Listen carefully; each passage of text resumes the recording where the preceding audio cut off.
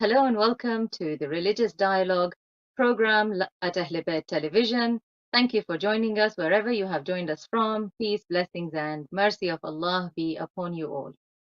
Today's discussion topic is inshallah about Islamic pre-parenting, and joining me for the discussion we have with us the Honorable Hujjatul Islam wal Muslimin, Sayyid Mohammad Razavi, who is the head of the Religious Advisory Board at the Shia Islamic Education Society in London, where the Sayyid resolves and deals with family matters and marital cases, and he has over 40 years of experience in such matters. Assalamu alaikum wa rahmatullahi wa barakatuhu, Sayyid. Wa alaikum assalam wa rahmatullahi wa barakatuh. And joining us as guest of the week, we have with us all the way from the holy city of Qom, Sheikh Meisam Ghasemi. The Sheikh has been the head of the Newcastle and Liverpool Islamic Centers. He has also been the head of the Department of Education at the Islamic Center of England, and currently he teaches business law and business ethics at the Ahlebait International University. Assalamu alaikum wa rahmatullahi wa barakatuhu, Sheikh Meisam. Wa alaikum assalam wa rahmatullahi wa barakatuh to you and to the dear viewers.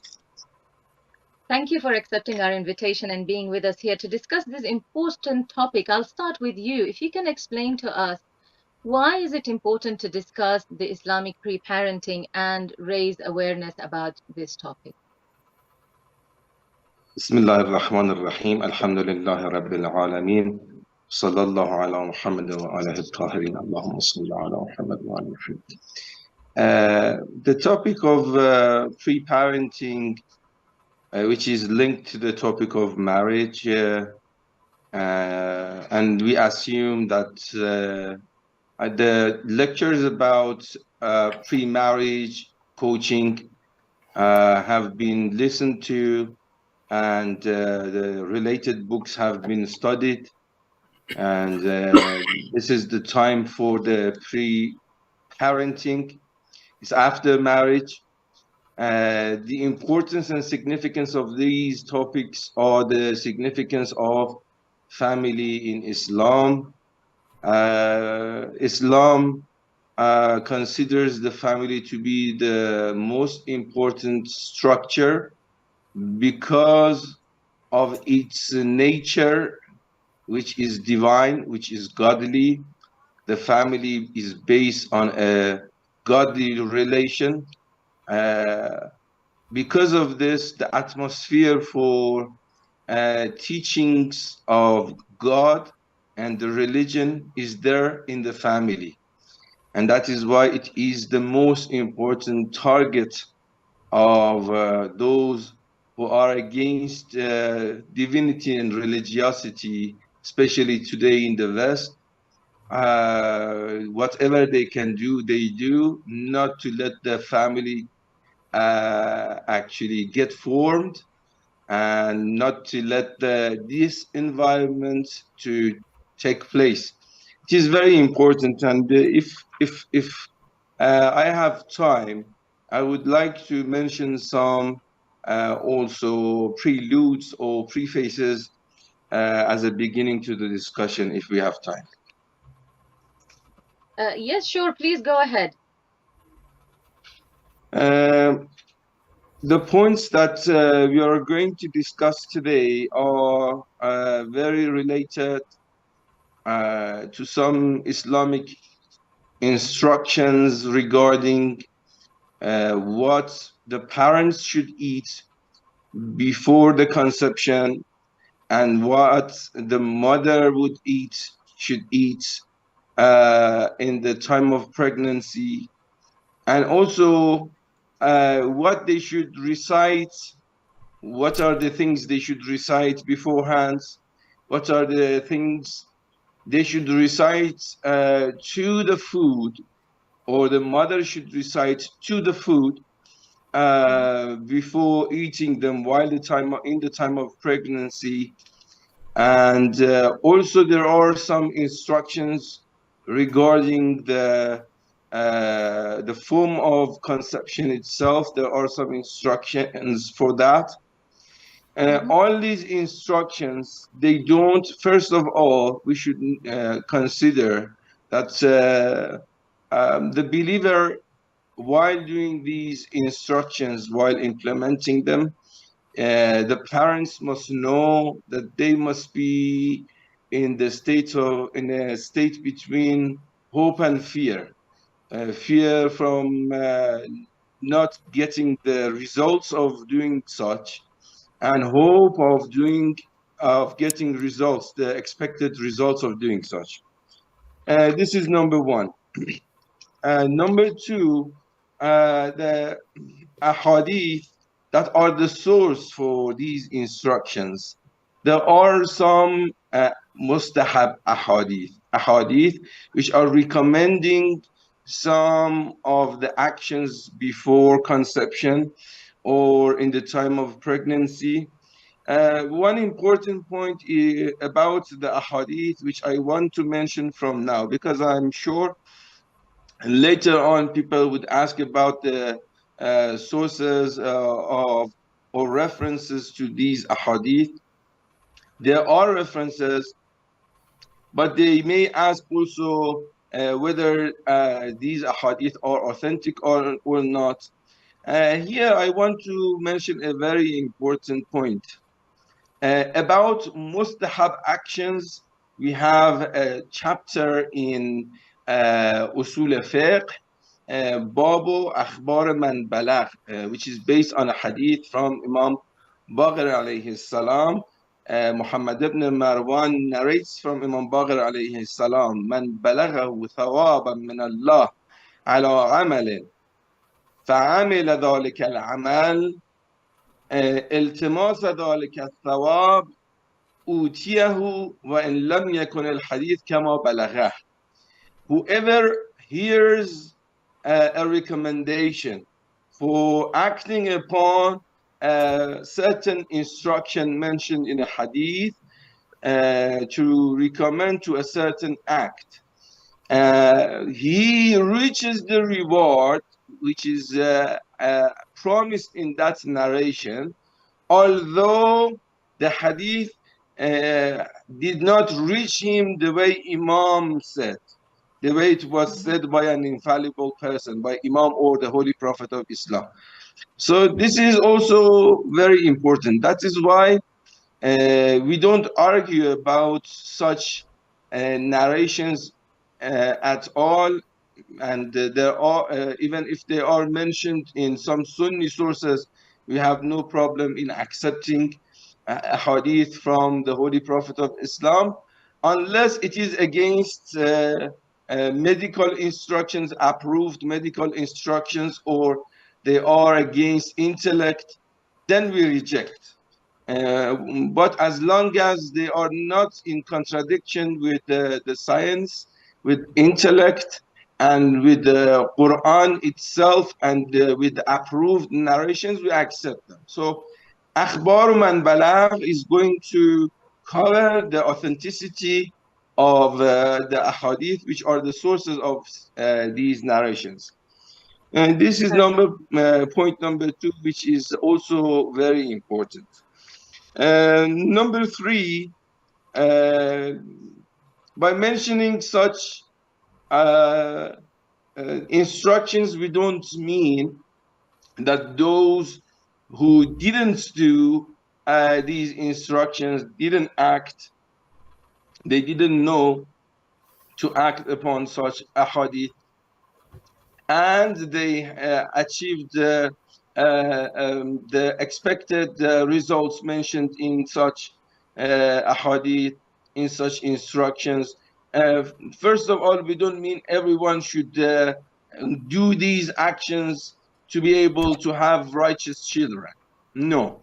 Some people may not even know about these, and Allah would grant them righteous children. The other point is that it's like actual religious or spiritual prescriptions are like medical prescriptions. You should do them on time, in different times, on time, and the way the doctor, the infallible individual, has instructed to have the expected result. So the dose is very important. If you take them too much, for example, if pear or if pomegranate or if quince are advised by the holy infallibles to be eaten before the intended duration for conception, it doesn't mean they should actually make quince or pomegranate or things like that to be their main food, and they should eat it too much. No, once a day is enough. They shouldn't be actually overdosed. The Sure. other point, which is going to be the last, is that, and maybe the most important one, all these instructions, as I mentioned, they are just recommendations, mustahab things. They come after wajib instructions of Islam. The priority is for wajib action. So on top of all these instructions is attaining and gaining and earning halal rizq. And the most important thing in Islam is not committing haram, is the care the parents actually dedicate in especially in the duration or intended duration for conception, and in all time before and after that, to earn halal rizq. And there are plenty of stories. Maybe if the time allows, I'm going to mention one of them for different great scholars who were actually outcome of this care of their father or their parents for halal rizq. So this very important wajib instruction, and also the rest. For example, closing eyes on haram scenes is something that the parents should be very careful about, because whatever you see would affect your heart before everything else, and what you have in heart would be transferred to your baby in the future. So whatever we say comes after taqwa. So it is very important to know that if the parents implement all these instructions, but on the other hand they do haram actions, or they have haram food for any reason, these instructions are not going to be effective. Thank Perfect. you Thank for you so your much for this comprehensive introduction and detailed introduction to set the mood for the rest of the program. And it's interesting what you mentioned about the following of the prescriptions precisely. I did not understand the importance of doing the adhkar, for example, with the specified number of times, until somebody mentioned an example that I would like to share with the viewers. Is they said, if somebody gave you a map to a treasure and they said to you, for example, the treasure is 10 steps from now, from where you stand at this point in time, if you took 15 steps, would you reach the treasure? And if you took 8 steps, would you reach the treasure? And the answer is no, because if the treasure is at 10 steps, then we need to take 10 steps. And I think that explains your point nicely about following the prescriptions and the adhkar exactly and precisely how the number has been mentioned. But following your points that you made, the interesting one, Sayyid Razavi, I would like you to please shed more light on the importance of this institute of family in Islam. And do you also feel that family is under attack nowadays? Yeah, Bismillah ar-Rahman ar-Rahim. Thank you for a good start by Sheikh Meisam, Ghasemi. These are Sorry to very. interrupt you, Sayyid Razavi. Just one moment. Sheikh Meisam, if you just tilt your camera a little bit down so that we can see you a little bit better. Sorry to interrupt, Sayyid. If you continue, please. Yes.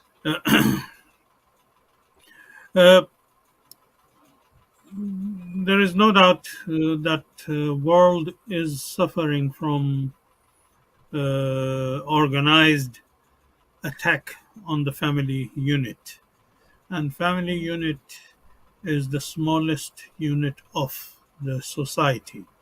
So those who are against the well established family unit that existed for thousands and thousands of years in the society, they are trying to damage this image, and they damage the future of the family, which is dangerous, and which would undermine the future generation. So we, I usually say, we followers of the divine faiths, Christian, Jews, and Muslims, or Zoroastrians, or any followers of Ahlul Kitab, should be united against destruction of the family unit, and work together, and try to protect this family unit, because if this family is destroyed, the future generations would be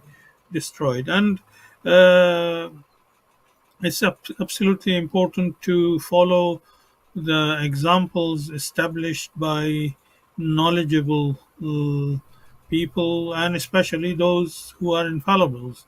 Infallibles are the best examples, who have left excellent teachings for us how to bring the children up.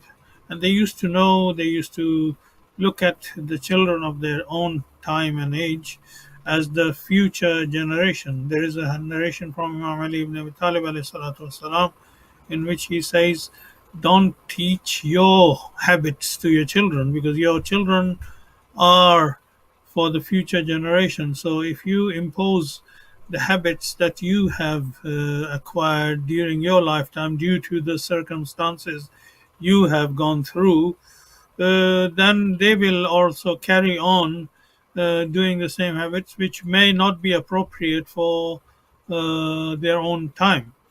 Uh, what I mean by habits is the wrong habits, and certain things that in each family somehow it exists, right or wrong.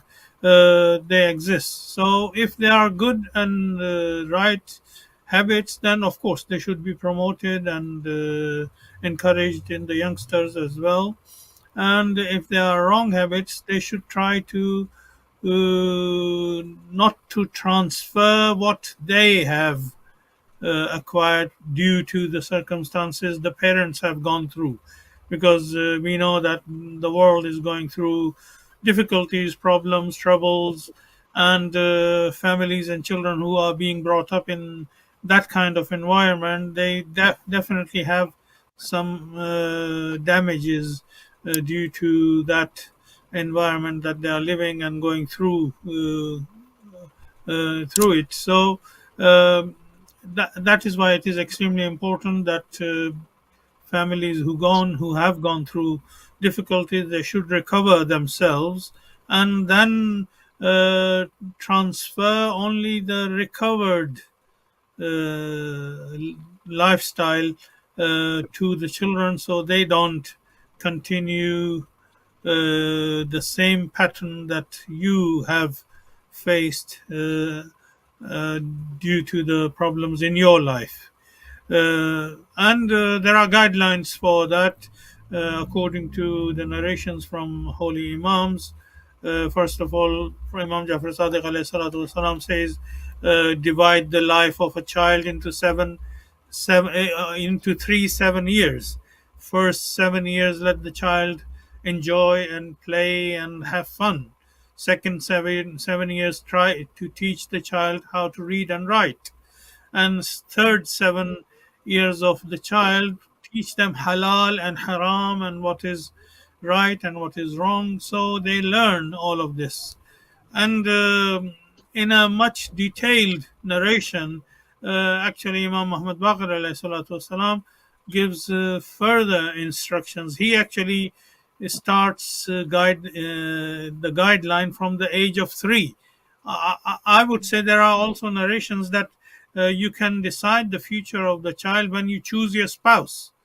If you are looking for only beauty and certain kind of attractions, and you're not looking for piety and good character and good family and all of these things, then you can predict the future of your family. So once you have selected the right spouse, whether male or female, I mean, if the lady is looking for a husband, they should look for piety, taqwa, iman, faith, and character, good character, and everything.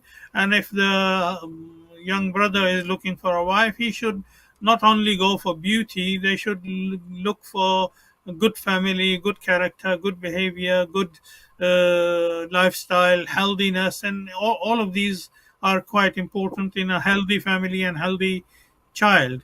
And then Imam Muhammad Baqir alayhi salatu wasalam says, at the age of 3, teach your child La ilaha illallah.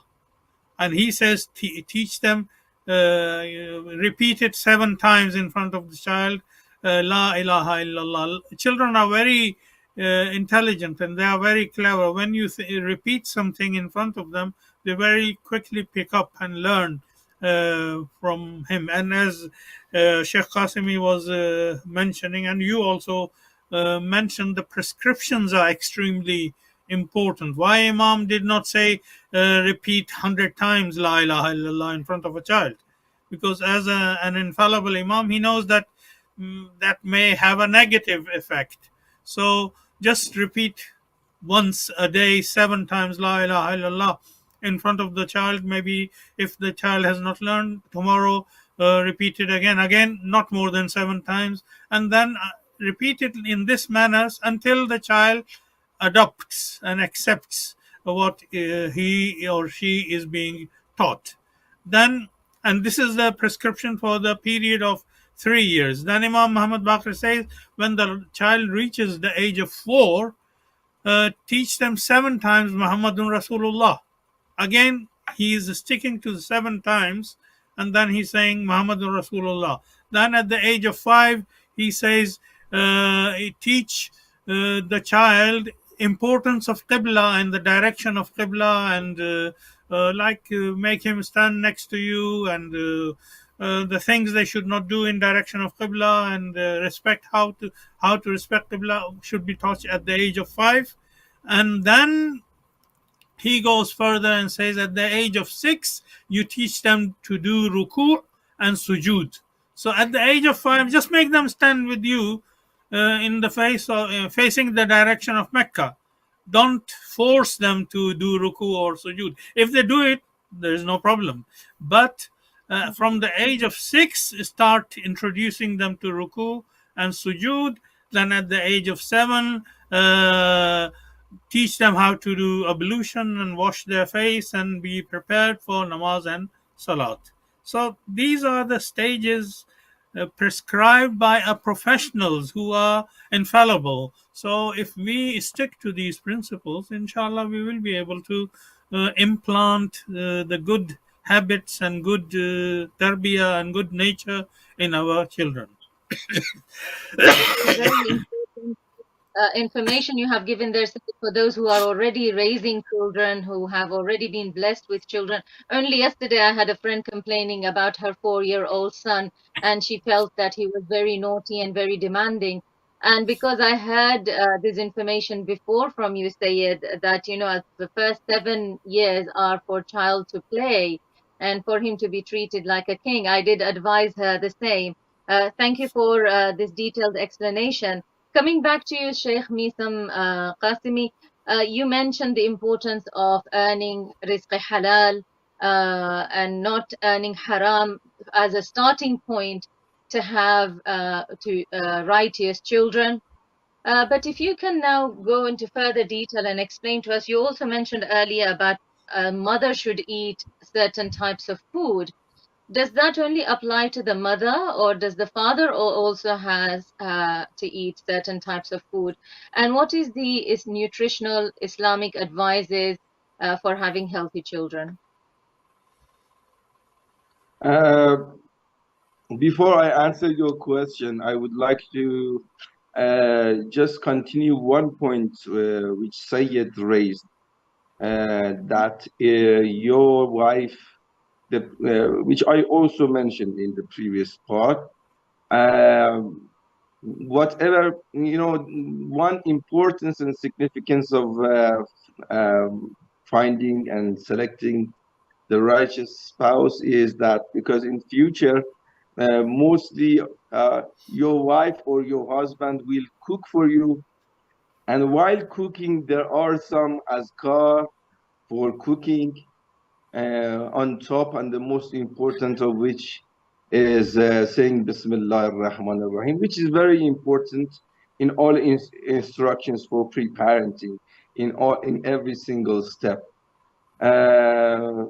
And if you choose the right person, and this right person will do all these things, you don't need to teach him or teach her future about these things. She's already taught, especially when you are intending to have your baby the soonest possible time after marriage. Anyway, in the answer to your question, these instructions about eating, most of them are for both parents before conception, and for time of pregnancy, it's only for the mother. There is a formula that will be inshallah taught in future sessions of this course with Amir Academy, inshallah. And it's good for the fathers also to attend, to teach, to first of all to practice the related ones to themselves, and also those parts which is related only to the mothers. The fathers can help if they know what the mothers should do. They will be more helpful, and these teachings could be practiced in a better way.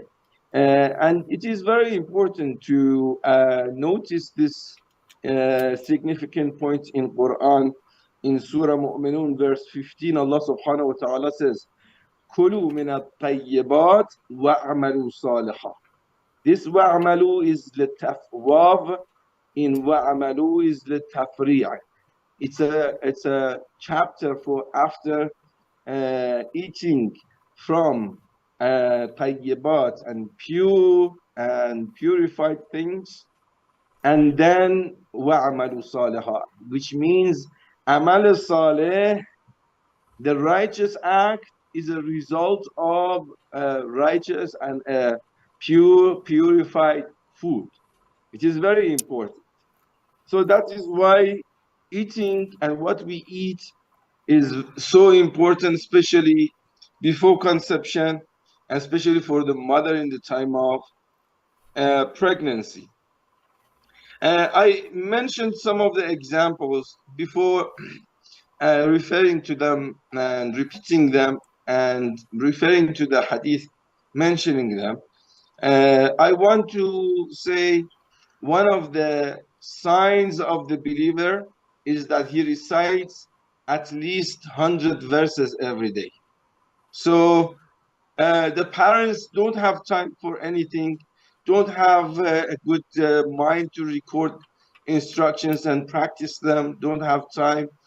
No problem. At least you recite Surah Waqa every night. This is very important. Quran is very, and I would like to show also the book, which is my main source in mentioning all these instructions, which is in Farsi, Rehane Beheshti, the heavenly flower. Why I have chosen this book is not only because I just like the content. I have witnessed parents who speak Farsi. This book, unfortunately, is not translated into English yet. The Farsi-speaking parents who have studied this book and who have practiced its instructions, and their child have been very different, even from those for those they didn't practice. So other than knowledge, it's a matter of experience as well. So I hope it will be taken, the instructions will be taken into practice and very seriously. So another thing we recite is the verse of Nur, Ayatul Nur, Allahu Nuru Samawati wal Ard. The parents should be able to read this verse by heart. They should be able to read Ayatul Kursi by heart, and they should read it every day on a daily basis. Once is enough about Ayatul Nur. They don't need to recite more. But about Ayatul Kursi, the instructions about Ayatul Kursi, which is verse 255, Surah Baqarah, which is better to add 256 and 257. But it's not compulsory. Obviously, if they add, it's better. About Ayatul Kursi, the instructions teach us that you can continue until you find tranquility, until you feel the light, until you feel the maybe companionship of the angels who are promised to accompany the one who recites Ayatul Kursi. About Queens, Q-U-I, it's because of my weak English. If my pronunciation is not good enough for the dear viewer, quince is the fruit which is very similar to the apple, and it's not very easy to find them in different cities in the UK, though it's easy to find it in central London. You can easily find them, and especially in halal shops, you can find quince, Q-U-I-N-C-E.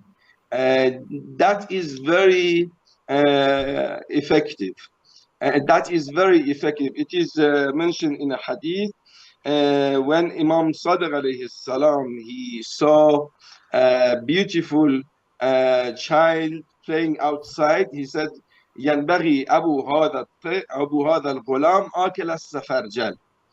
It looks like the father of this baby, he's an eater of queens. So it is very good for appearance, mostly eating queens once a day. You don't have to eat full queens, and it's better to cook it because it's very actually solid. The nature of this fruit is that it's very solid and difficult to be consumed unless you cook it.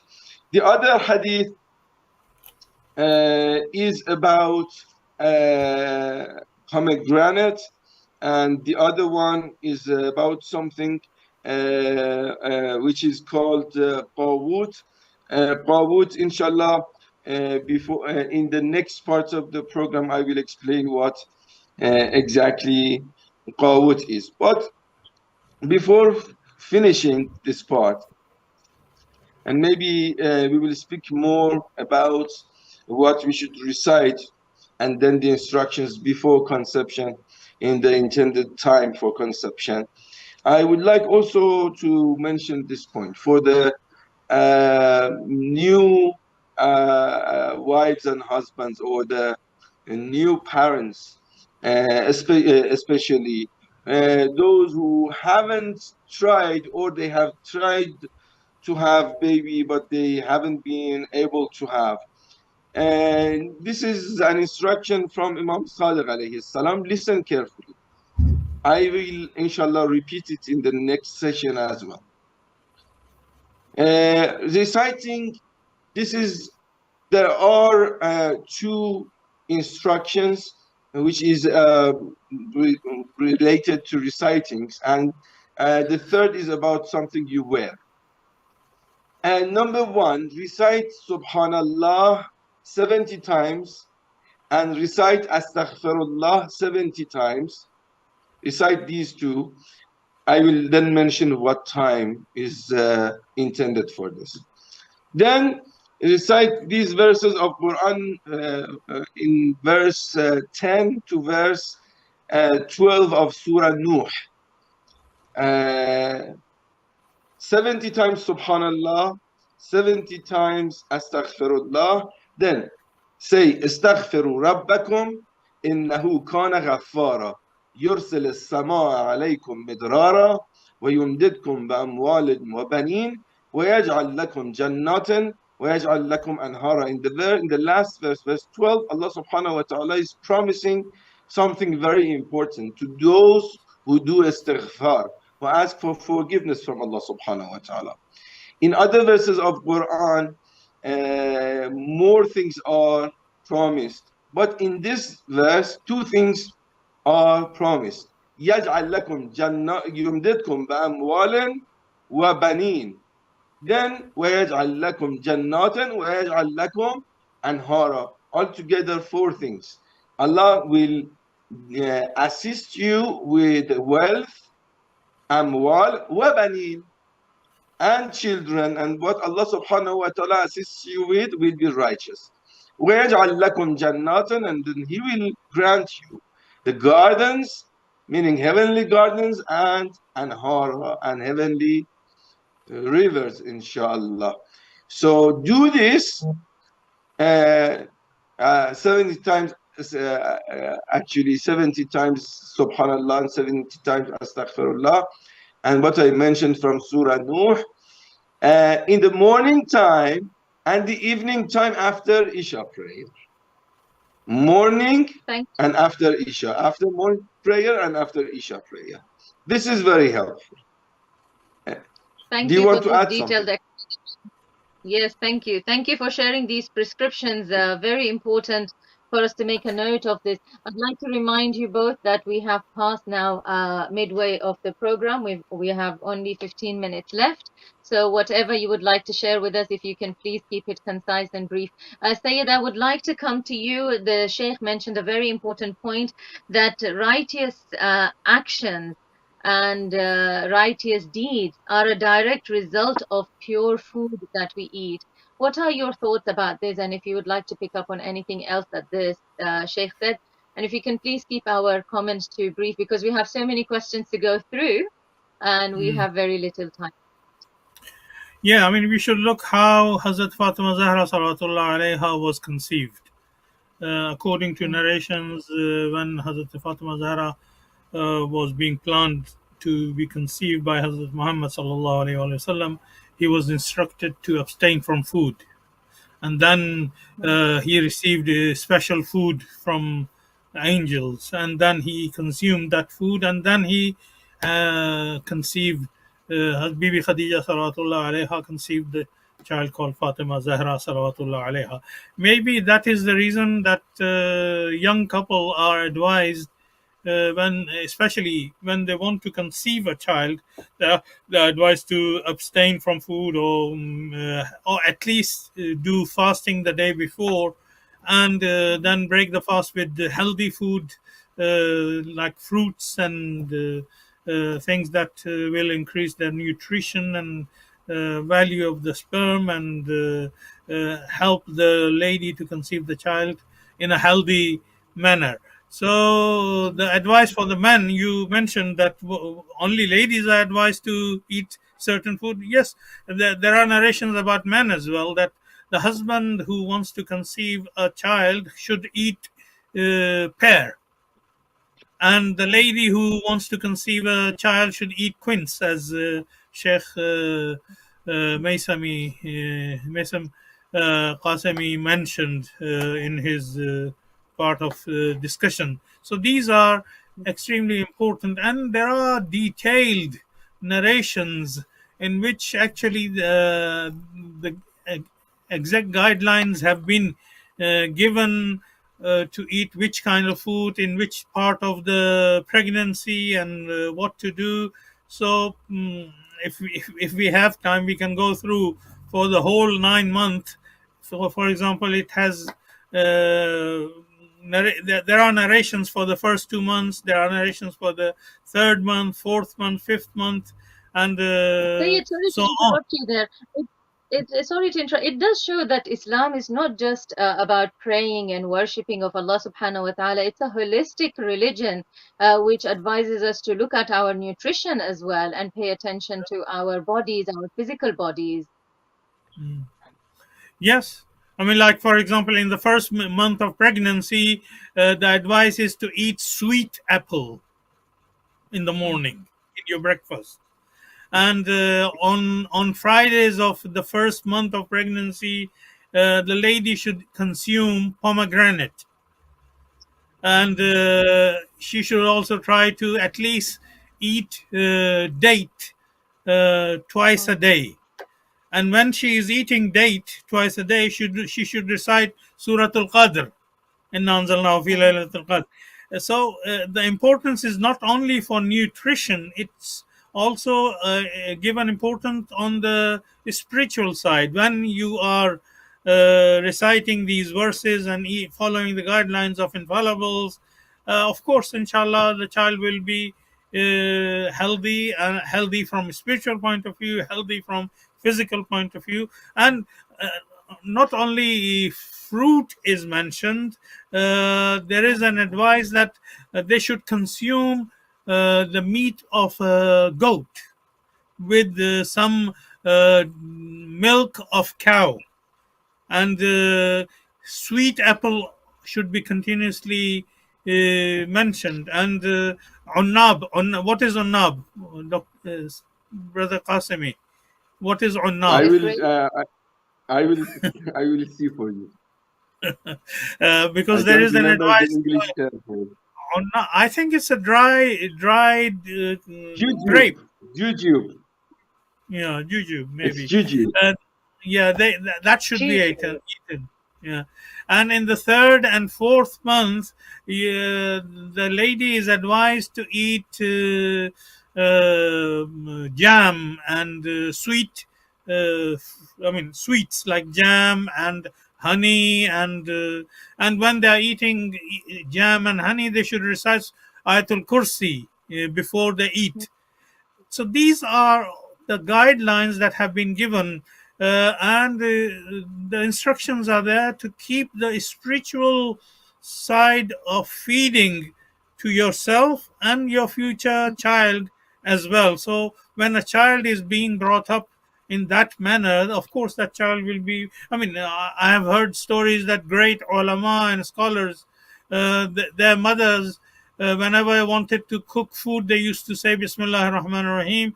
When they wanted to make a dough for bread, they used to do wudu and make the dough by saying Bismillah ar-Rahman ar-Rahim. And they used to make sure the bread and food they are giving to the child, khums and zakat is given, and it's halal, and all of these points were taken care of. And then they used to give it, they used to eat themselves, and they used to conceive the child. And that's how great ulama and scholars were given birth in the society. So if we continue and follow these important guidelines, inshallah, we will have many great scholars in the future. We have recently lost many great scholars, and we need to prepare the future generation who would help and assist Imam Mahdi Ajalullah Ta'ala Farajuh. Thank you for explaining how the spiritual and the physical go hand in hand together. For the viewers who are interested to know, there is actually a Japanese scientist research about the effect of what we recite and what we read upon water molecules. It's a very interesting research to see how the words and how what we recite changes the water molecules, and we are made up of 70% water. So these words of Allah subhanahu wa ta'ala, Surah Al-Qadr, Ayat Al-Kursi, they have a huge effect on us, not just spiritually, but also physically. We have the last 10 minutes of the program left. I'd like to come to you, Sheikh Meisam. You mentioned there are, of course, many instructions regarding what to eat and how to eat and when to eat and what to recite. And the program, sadly, is not long enough for us to go through all of that. Before I ask you the question, if you can mention the writer of the book that you mentioned, Rayhana Beheshti, just in case anybody would like to get hold of it and they are Farsi speaking. Actually, the main writer, the main supervisor is Sima Mukhber. Sima Mukhber, and that is with the assistance of a group of teachers of Jamatul Zahra. She has compiled this book. And the other book is Behesht Khanevade, The Heaven of Family. That is also, inshallah, a very important book for them, for the viewers to who can read actually Farsi books. They can also find this book and actually read it. It's written by Sayyid Jawad Mustafavi. Ayatollah Mustafavi has compiled Behesht Khanavade as well. Thank you Anyway, for sharing yes. I would like also to tell the viewers there is actually a book in English called The Mother's Prayers, and that has got very detailed instructions about what to eat in which month and so on in English language. But Sheikh, leaving this discussion aside, sometimes we see Qamar Dar Aqrab, and sometimes marriages don't occur. The advice is not to have marriages on Qamar Dar Aqrab days. Has this got anything to do with conception of children? And also, what is Qamar Dar Aqrab? Thank you for your very good question. Moon in Scorpion, that's a certain formation of the actually different stars, and in that time when that happens, which happens about, for example, every month or every 2 months happens, and there is a very big discussion behind that. I just mentioned my own humble opinion, which is the conclusion for all those discussions. In my own humble opinion, I believe it's better to avoid marriage itself and also conception in Qamar Dar Aghrab or Moon in Scorpion. So that is also not something, you know, the time is very short. Some of the dear viewers may bring objections about this point of view. I think those questions and objections must be answered in a Q&A session. But in short, in my humble opinion, it is good to consider. A very related point about what you just mentioned, a hadith from Imam Musa alayhi salam. He says, "Man ata ahlahu fi muhaq al-shahr falyusallim li-sibt al-walad." Another very important related point is the parents must be very careful about the lunar calendar as well.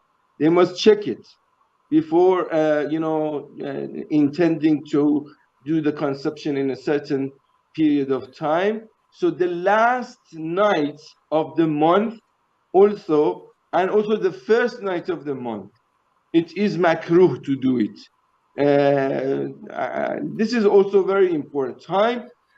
And before I continue this, because I promised to mention and explain what Qawwut is, when a person complained to Imam Sadiq alayhi salam about weakness of his child, Imam said, "Ma yamna'aka min as-sawiq ashribhu wa mur ahlaka bih, فإنه ينبت اللحم ويشد العظم ولا يولد لكم إلا القوي."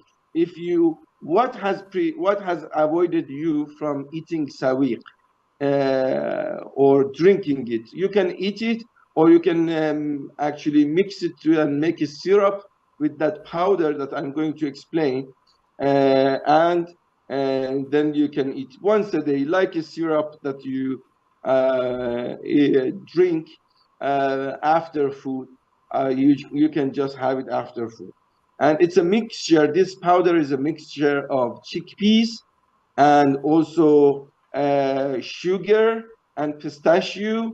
You mix them actually, and there are a few other things that you may add.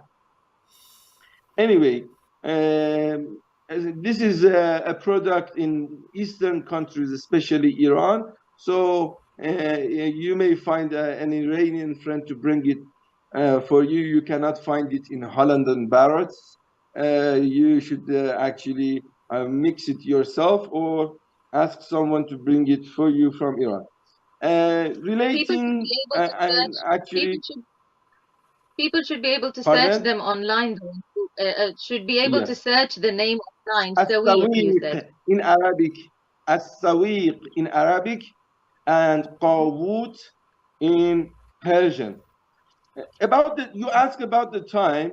I wanted to mention a few more things for the parents to consider before conception. But there is also a matter of weekdays for choosing. First of all, the night time is the best time. The night time meaning a time between 11 to 12 is the best time for conception, from what you understand from ahadith. Before that and after that, that's not a big problem, but this is the best time. Actually, not choosing the daytime, not choosing the time when the time is near or while afternoon, and that is also mentioned in a hadith to be makruh.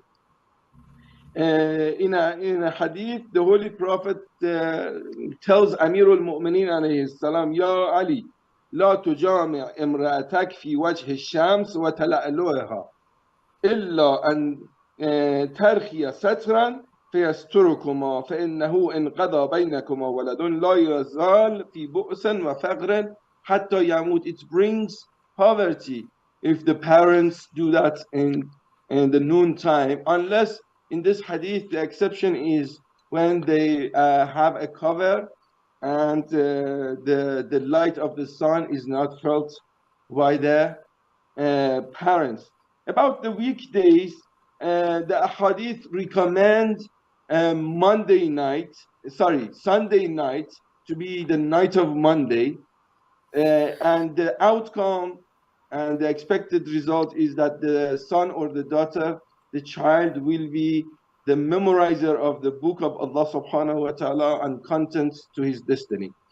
Monday night or night of Tuesday, also again recommended.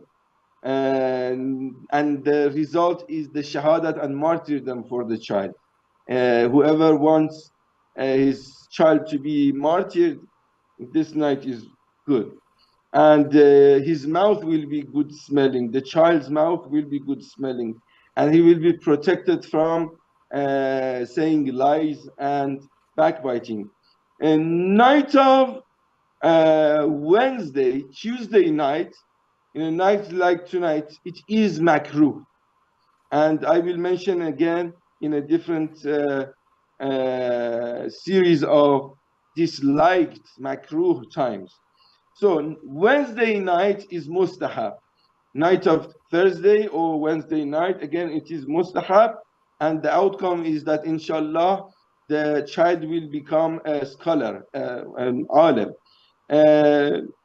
Again, night of Jum'ah, if it happens in night of Jum'ah, the child will be a good lecturer. It is also mustahab.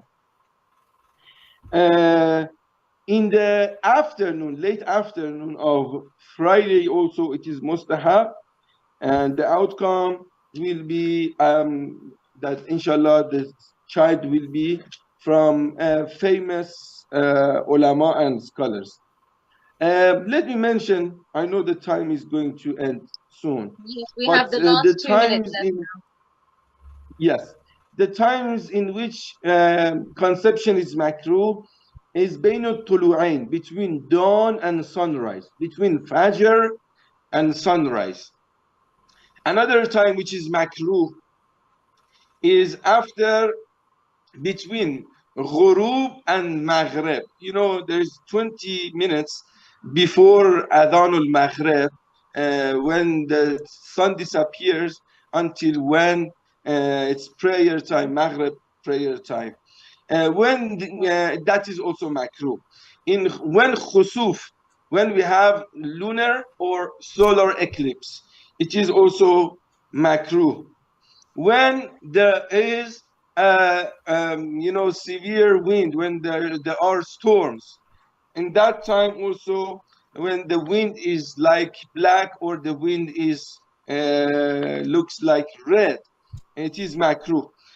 These are some makruh times for the conception that the dear viewers must consider, inshallah, if they are intending to have child, inshallah.